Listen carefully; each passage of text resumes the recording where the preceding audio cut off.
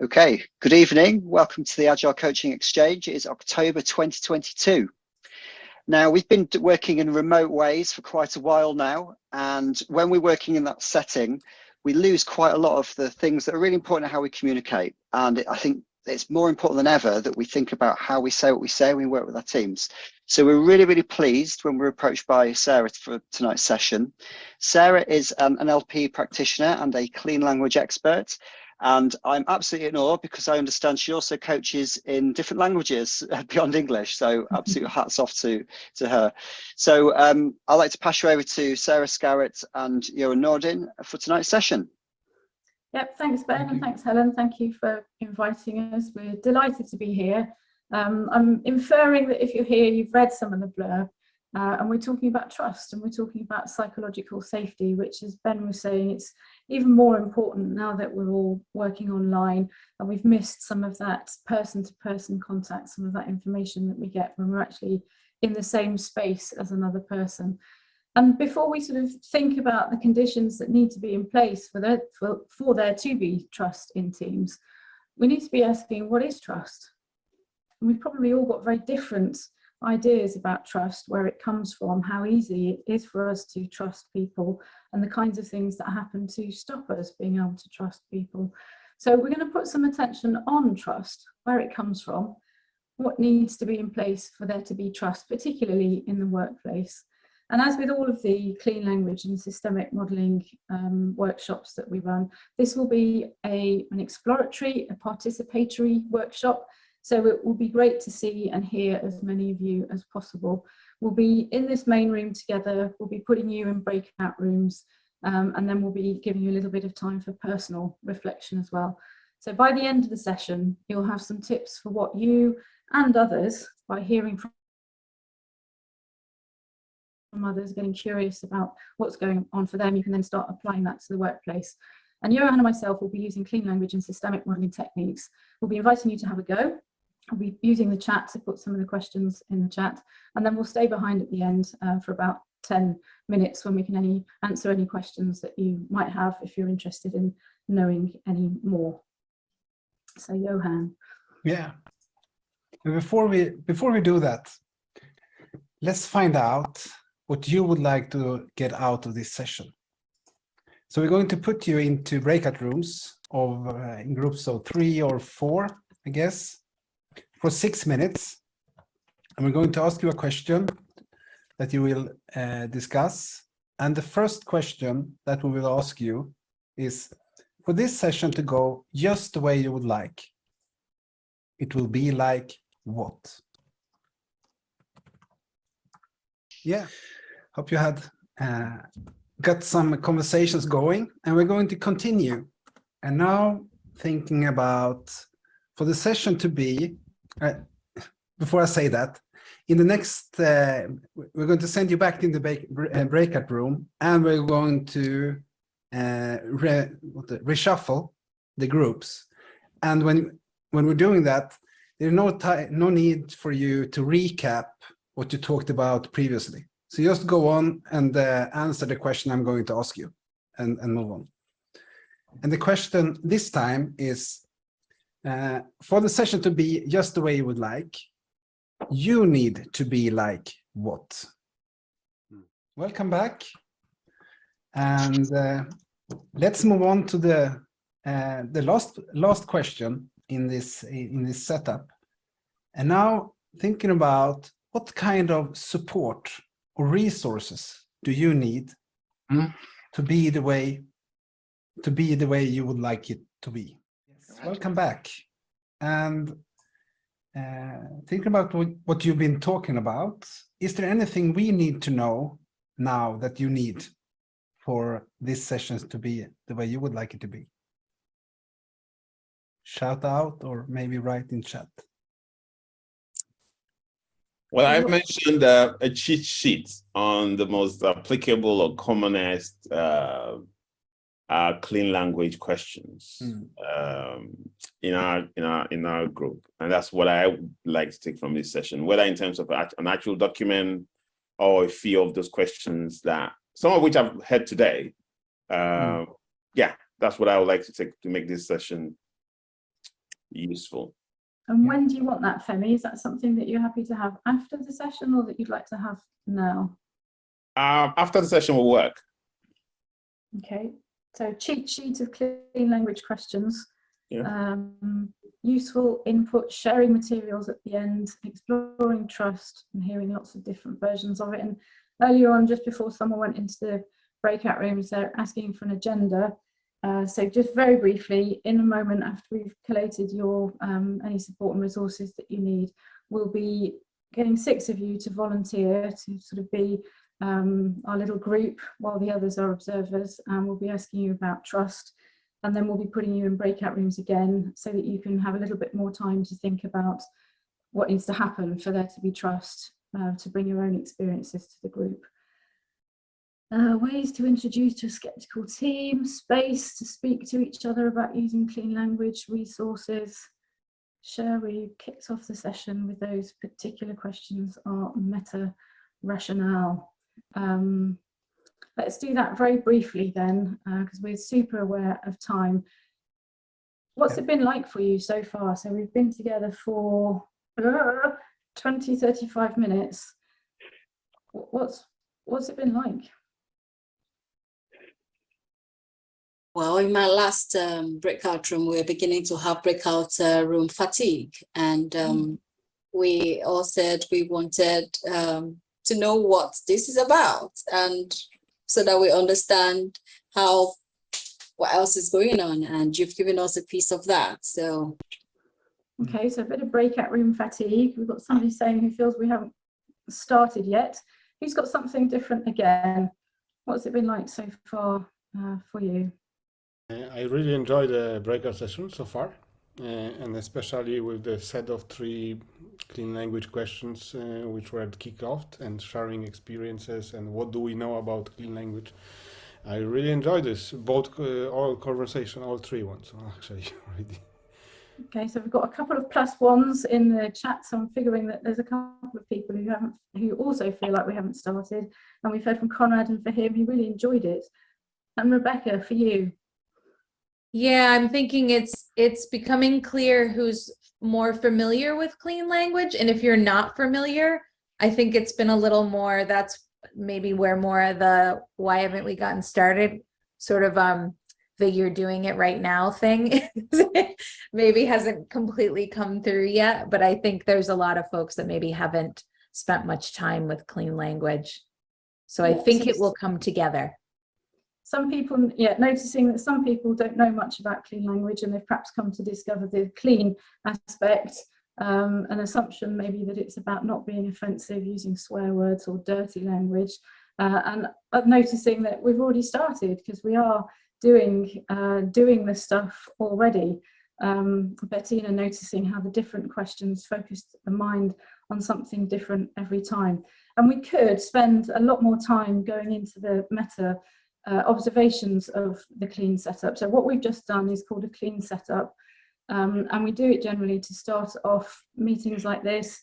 Johan and I were co-facilitating. We did a clean setup before we began, and it's really just to settle our states, to find out what we want to have happen, how we need to be, and to hear some of those support and resources that you need. So noticing that some of you are like, oh, come on, let's get going, and others, it's been quite nice just to sort of settle, forget what you were doing before you just came to this meeting, and start sharing with other people in the group. And what we're going to be doing now is putting some specific attention on trust. And what I'd like is to have 6 volunteers who are happy to stay with their cameras and mics on this main screen. And if the others can turn your cameras and mics off, and I'll be asking about trust, what it means to my volunteers. Christine, you've got your hand up. Is there something that you need to know before we begin this activity? Christian in Denmark. No, you've got your hand up on the Zoom screen. I'll put it back in. Okay, so for the others, this is going to be quite a speedy round, but I'll be asking you to think about a time when there was trust in your workplace. And for you, trust is like what? And I've got 1, 2, 3, 4, 5, 6, 7, 8, 9. We'll have to be speedy with 9 people. So if some of you want to turn off your cameras, that's also fine. All right, so for you, trust is like what? And who's got something? I think trust is. Yeah, go Suresh. Is it Suresh? Yes. Yeah, trust for you is like what? I think trust for me is like person is able to express the thoughts, whether it is right or wrong, and they feel safe, respected, even if, whatever conversation he or she has with me. So feeling safe, respected, and trust, and able to respect. And when there's trust, whereabouts is trust?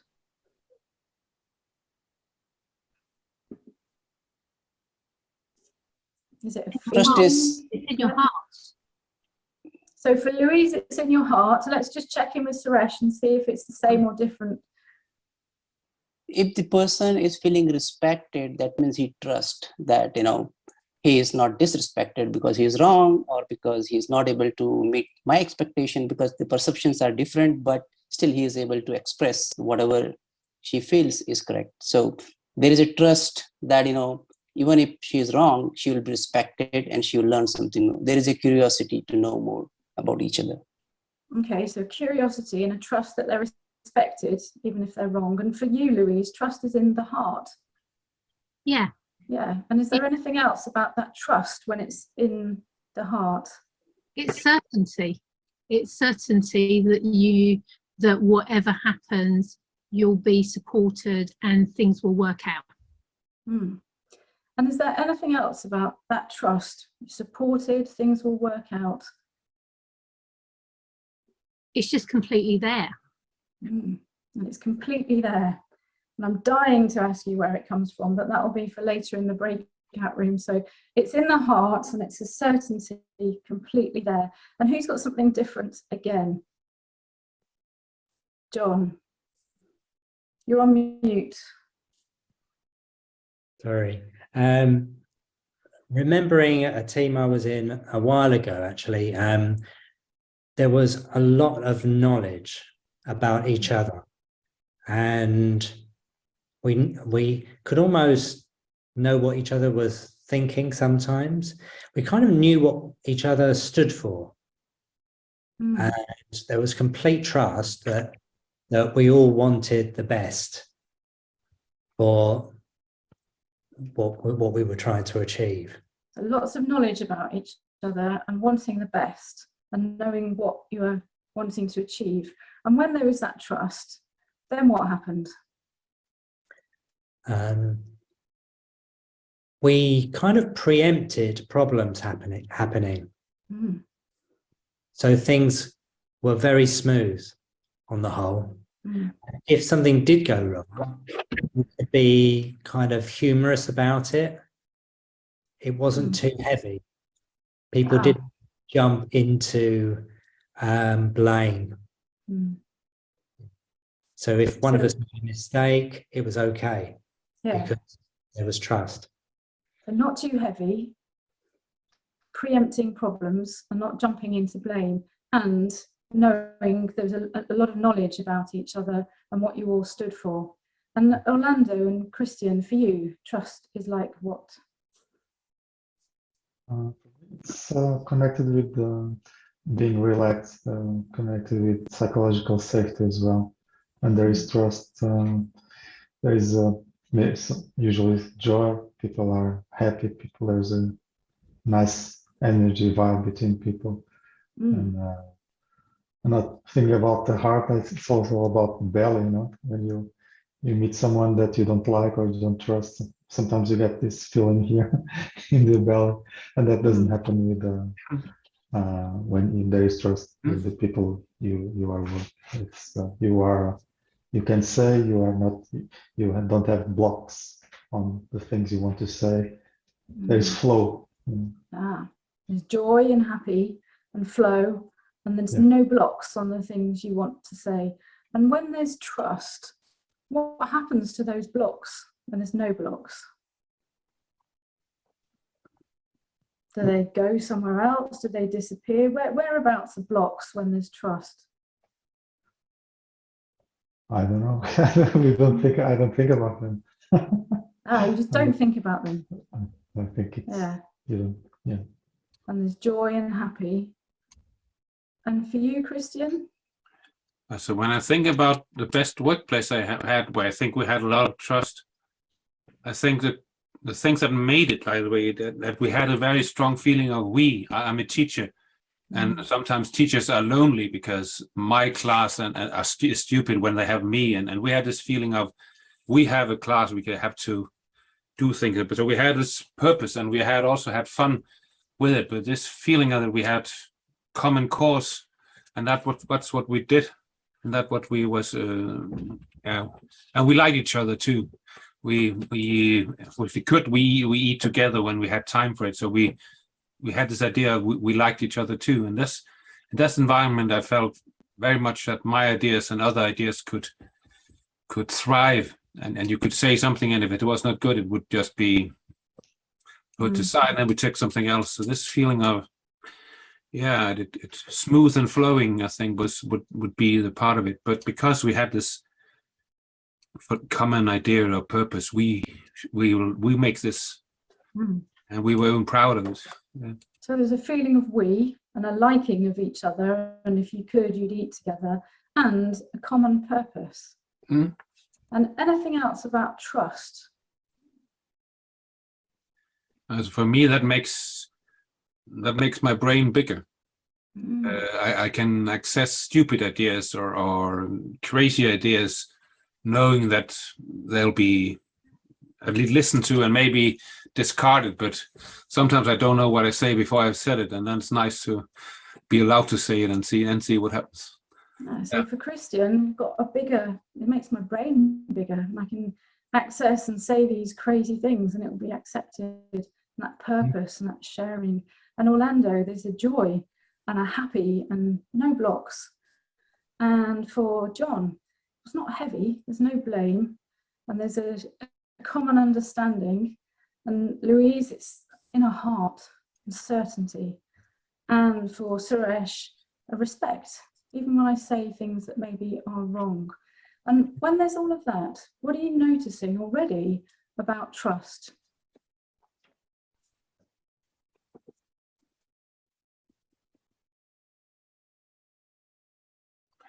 I think trust is very much a relationship, for me at least. It's something about relations that are in a certain way that makes it possible for me just to think about the case and not about relations. Yeah. So there's relations. And for you, John, what are you noticing? It's something you do, and it's something you have. So it's something that can exist. It, as Christian says, in relationships, and it's also something that you kind of have to take a risk to do. Yeah, so there's something about relationships, something you do, it's something you have, maybe something about risk. Who's noticing something different? I think it makes things easier. You know, it makes decisions easier, it makes doing things easier. You don't have to use all of your brain to do it because you know somebody else is going to pick something up. So it just makes life easier. Yeah. Some smiles, making things easier. And Orlando and Suresh, what are you noticing about trust? I think it's a win-win because everyone participates, gets something out of it, whether it is a feeling, a joy, a outcome. It's, it's a win-win because everyone start feeling comfort, everyone start feeling relaxed, and there is no pressure of some goal there because, everyone talks, whether we get it or not, doesn't matter, but everyone feels free and relaxed. Yeah. Oh, and a win-win. And Orlando, for you, anything else that you're noticing? I was just going to say, trust is like a bit like fuel, like energy. And when there is fuel, everything is warm, and we get our place warm. And when there is no fuel, things don't work. Your car, your engine, and everything costs much more. You have to do much more work to achieve the same goal. Okay, so it's easier. It's a win-win. There's that flow. There's the relationships, and there's something that we do and have that element of risk. And I'm going to pause you guys here, open it up to others in the room. What we're going to be doing now, you'll have noticed that that Helen has been putting some of those clean language questions in the chat. So people who wanted a cheat sheet, you've got one, work in progress, that's been happening in the chat, and you'll see some of the questions. If you've got things like, is there anything else about trust? If you're going to ask that question, then you can pick any word that the person that you're asking has just used. Yeah. So is there anything else about, what have we got? Win-win. Is there anything else about flow? Is there anything else about relationship? And Johan, we're going to put people back into breakout rooms now, aren't we? Yeah, I was about to ask if there's any noticings from the people listening that you would like to share or reflect on.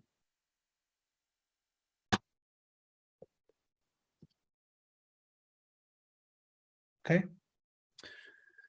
So we've seen Sarah and a couple of you to explore that, okay, trust is like what? And now we're going to go into breakout rooms and to explore what needs to happen for trust to emerge or to be there, to enable trust. What needs to happen? So think about just before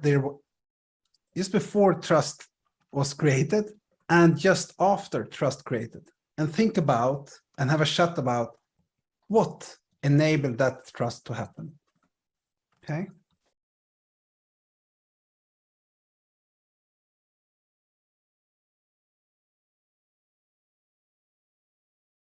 Welcome back. Let's hear from you from the conversations. What did you notice?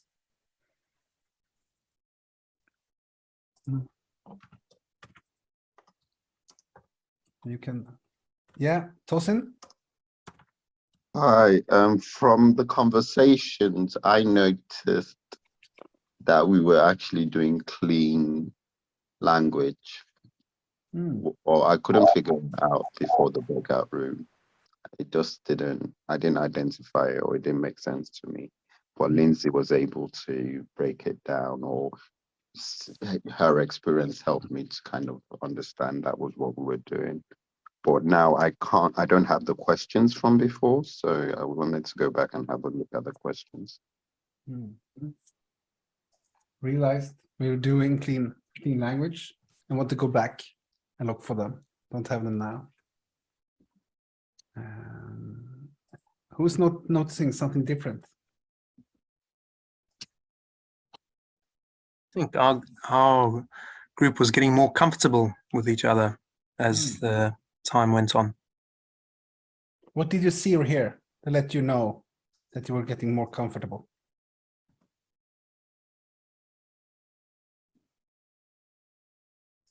I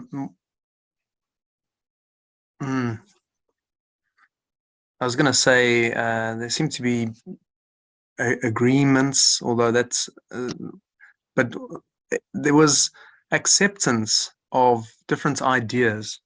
Maybe, I was hearing things that, oh, okay, that's a cool perspective, and just accepting it quite easily. People were repeating what each other said and relating them to some of the ideas that other people had said. So acceptance and repeating back what people said.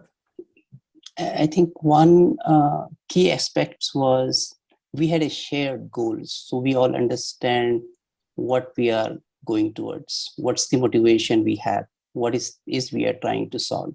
So I think that clarity of mind gives a lot of engagement to speak up and share the ideas, and also share the ideas from others, learn the ideas from others. So that is, I think, one key aspects I feel where giving us a comfort of engaging, communicating, and giving the ideas. And I can see, Corrado, your hands is up, but minding time, I want us to move and to continue a little bit on what was your name? Never mind. What we talked about, shared goal, and have a think a little bit about what kind of conditions, support, or resources that you need to enable in your team in order for trust to emerge. Think about conditions, support, resources.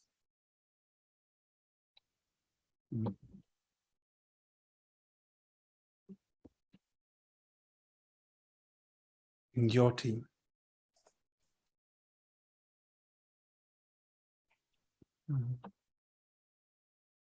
Well, actually, in our conversation, in our session, we made this journey a little bit unstructured, I would say. So not really following the powerful question, but was just a very open conversation. And actually, we started talking about honesty, transparency, and then we are at the end, we were talking about team purpose. That was really, really interesting as a conversation, because we started from some attributes, and then we closed the conversation to figure out that a team is different from a group of people. And so we were discussing about these differences. That is exactly what you were asking now, John. What is an enabler that may create trust? What can support? What conditions create trust? Yeah.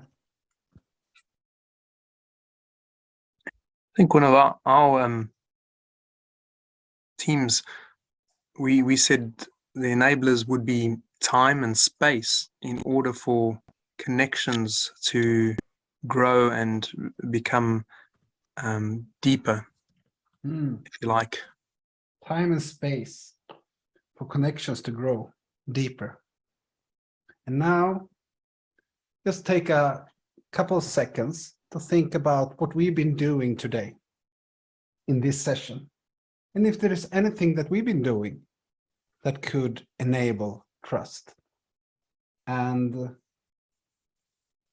write in the chat, maybe a sentence or two, or words, if there is something that you've been noticing.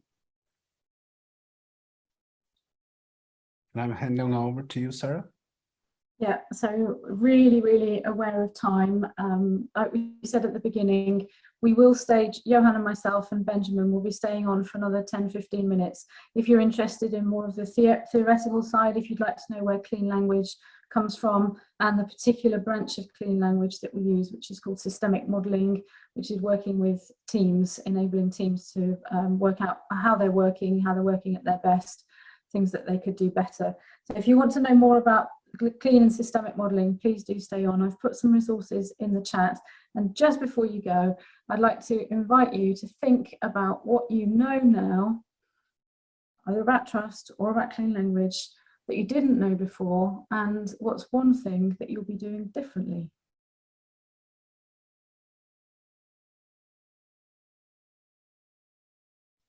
And if you want to pop that in the chat, got Anna Gale who's going off to make some dinner. John's listening, thinking about pace, all opinions listened to. And when we've had this hour together, we've touched on trust, we've mentioned clean language. What's something that you know now that you didn't know before, and something that you'll be doing differently?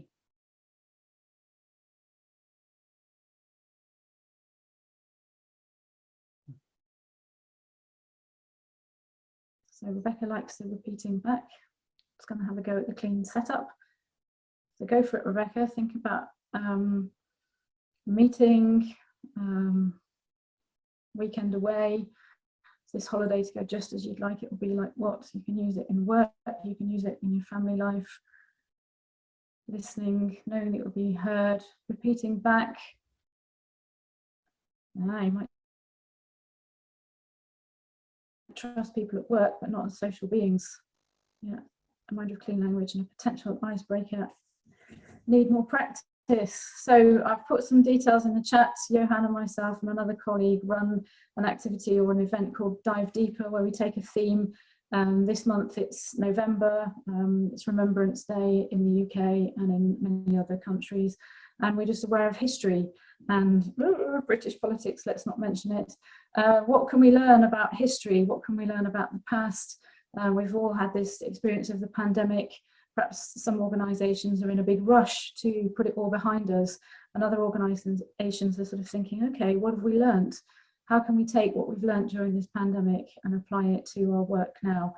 And we've been doing some research, we've got a white paper, we'll be sharing some information, but we'll also be doing like we've done today, but on 3 hours, finding out about lessons from the past and how we can learn from them without beating ourselves up and feeling awful about the mistakes and failures that we've made.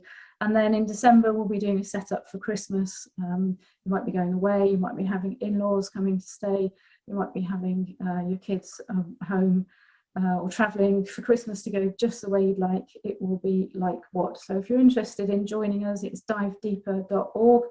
And John Barrett and myself run systems coaching, Agile systems coaching. And again, I've put the details in the chat if you'd like to join us for that.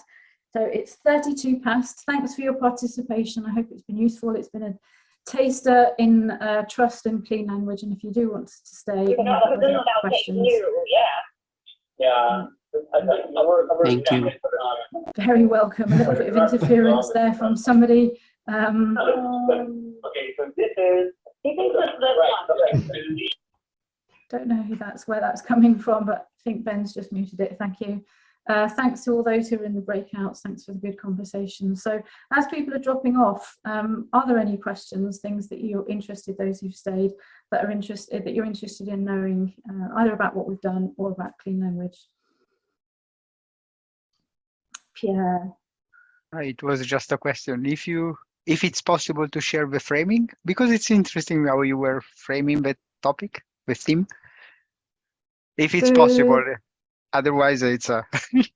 I haven't got it written down. If Johan answers one of the questions, I can try and type it up for you, or I can send it to you separately if that's okay. Yeah, thanks. I'll make myself a little note. Yeah, John? Are there any tips for us for introducing the whole concept of clean language to people that have no idea what it is? I can say what I've done, and I started. So first I realized I was about to start like teaching, and then I realized I need to start learning and practicing myself. So the first thing I did was actually to maybe start asking a little bit, one, maybe two, clean questions in normal conversations. Just start thinking about it. So that's one, first thing. Then there are different exercises. You can do it like an icebreaker, and like the setup we did. You just say, this meeting would go just the way it would like. It would be like what? And maybe you write down some clean questions and invite the participants to just use the clean language to each other. So it can be really short and a small way to start practicing it. That's one way. And I think, John, I would come back to you and say, what would be your purpose in introducing clean language to the team? What are you doing it for? If, for instance, you were going to use some of some of Caitlin's tools or some of the clean language questions, and you wanted them to get an experience of it, I found that some people just want to know what it is first, and they find it quite unsettling to suddenly be encountering these slightly strangely worded. Sometimes you can use them very conversationally, and you know, no one really knows you're doing it. But other times, you know, some of them, you know, are clearly not conversational. So you're in a situation where you want to explain roughly what clean language is. But the more I explain this, the more technical I become, and the more that becomes a barrier. So one of the rules of thumb is that unless you've got a contract to do so, don't ask more than 2 clean language questions, because they can go quite deep. And you know, so you know, you come across a colleague, let's say that we're back in person, and they say, I'm having a really bad day. What kind of bad day?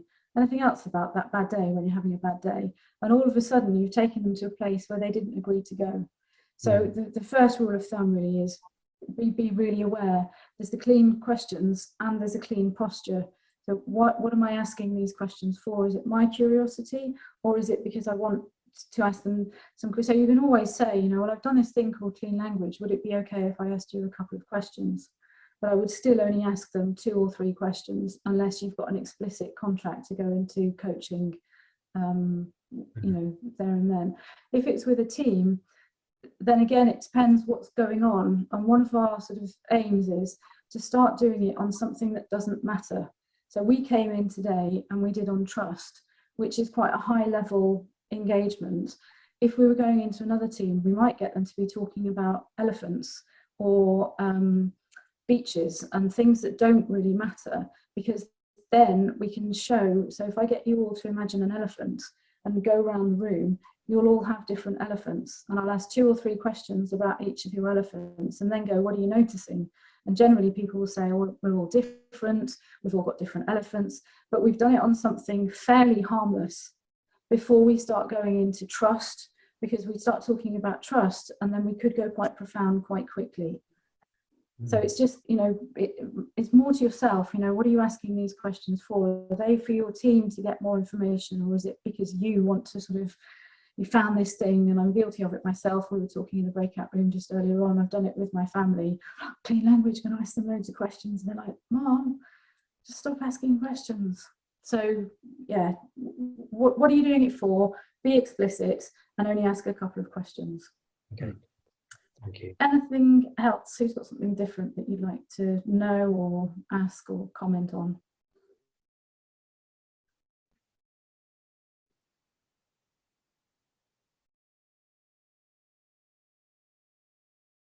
No. So if that's it, and we've satisfied your curiosity for this evening, let's bring this to an end. Thank you very much for your participation. Thanks to Benjamin and Helen. I know she's had to drop up, for your really efficient and professional organisation. I've really enjoyed it. Thanks to Johan for stepping in at the last minute and co-facilitating. It's been a delight, and hopefully we will see you at another meetup or another event sometime soon.